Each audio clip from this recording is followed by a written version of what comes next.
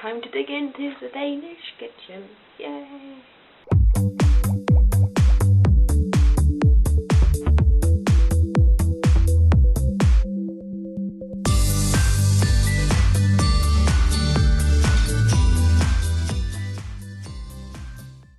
So what I did, I went on Wikipedia. There is a page about Danish kitchen, Danish food, and I'll leave it down in the description bar. But I'll talk a bit about some of the ones that I find, like, I would probably find the weirdest if I didn't live in Denmark. The first one that you can't get around if you go to Denmark, is rye bread. We eat so much rye bread, it's crazy. And I'll put a picture here, and maybe I'll start eating some in the end. But it's, seriously, I eat rye bread all the time, probably. We do mostly for lunch as open sandwiches, where we put different things on it. And one of the things could be liver pate or meatballs. That's the thing that we have. We call them frikadeller, which is not the same as meatballs, and they're very different, but they're almost the same, so we can just call them meatballs. And then also, we just eat a lot of potatoes as well. Usually at, for example, my house, dinner would be either rice, potatoes, or pasta, together with some kind of meat and some sauce.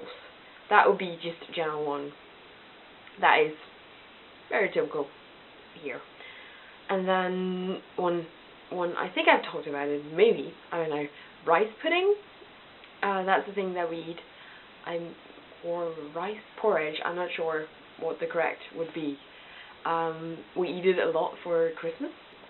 Also on Christmas we eat what we call æbleskiver, which is directly translated into apple slices.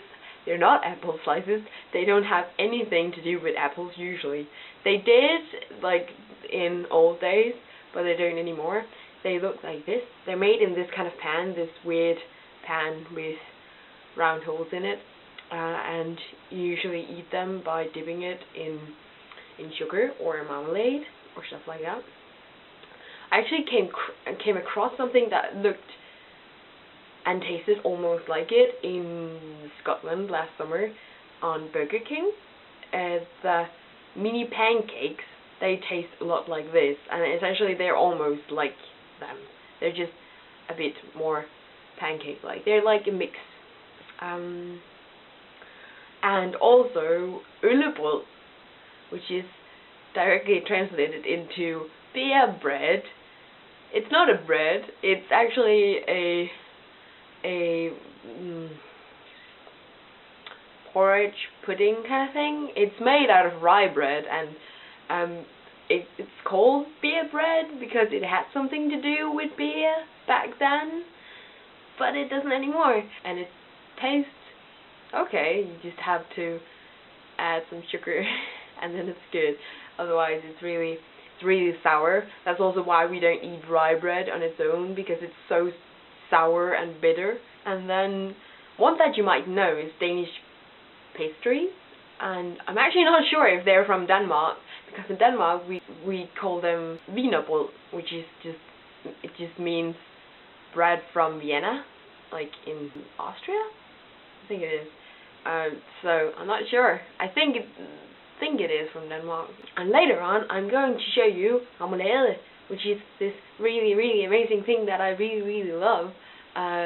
So yeah, I'm making homemade French fries with one of my friends, and we usually eat them with remoulade. And it's really weird to just sit here saying Danish words. So I'm gonna go, and I'll see you in a second. Bye. We made dinner! Yay! So this is our homemade French fries. And this is what I'm talking about. I'm gonna try and see if I can get it out. This is the light, but usually I don't eat light because that's just against, I don't know, my beliefs. This is it. It might look a bit disgusting, but I promise you it's not. French fry, yay.